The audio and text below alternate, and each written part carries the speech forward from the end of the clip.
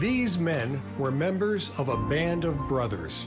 But that group of heroes were not just Americans, and they weren't just men. Fortunately, some of them left behind messages for us.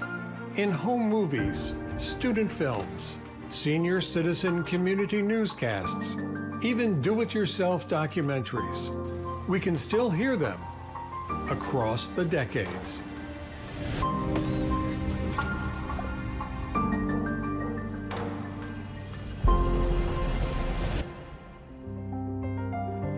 If you were watching TV news in China during October 2023, you might have been confused by the continuing coverage given to two elderly U.S. military veterans, Melvin McMullen and Harry Moyer.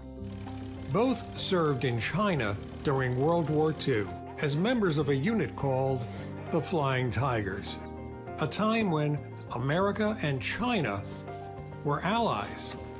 They even met China's vice president and the American ambassador to China, both of whom thanked them for their service. At the same time as the veterans' visit to China, American and Allied air and naval units were shadowing and at times confronting Chinese naval vessels in the South China Sea. That story was prominently featured in Chinese media too. 80 years ago, the Flying Tigers were famous across America. 50 grinning Tiger Shark planes, wired together with spare parts from 50 more, were all they had to start with. Fighting in teams of two, they concentrate their firepower.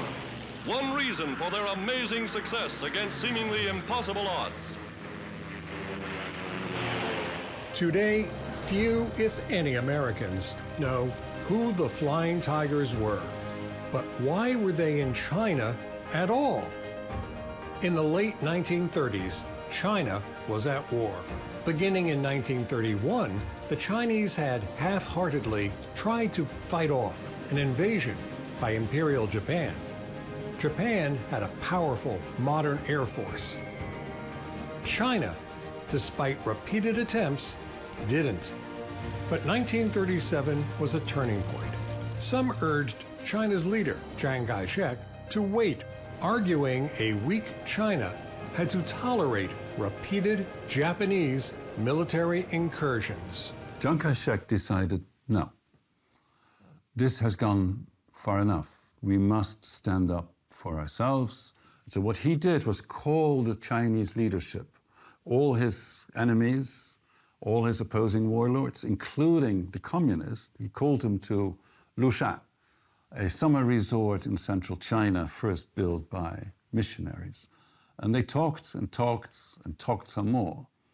And some unity of opinion came about. And Chiang Kai-shek then believed that he had enough support to take on Japan.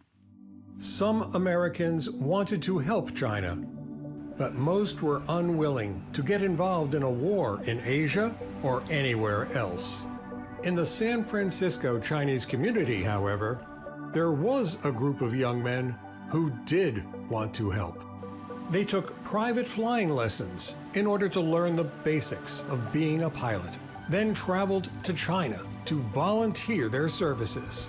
It was as dangerous as it was bold. There was a group of Chinese Americans who were recruited to go over in the late 30s, and actually 3 of them became aces with 5 or more victories. Outnumbered and with few aircraft, they could harass the Japanese military, but they could not stop them. By 1941, American President Franklin Roosevelt was receptive to a plan to covertly help China. It involved creating a secret Air Force. The man chosen to lead that unit was a former U.S. Army Air Corps captain named Claire Lee Chennault. Well, Chennault was a born leader, and his men, for the most part, loved him. But he brought a lot more to the table than that. His years of observing the Japanese Air Force at work gave him some real insight into tactics that would work against them.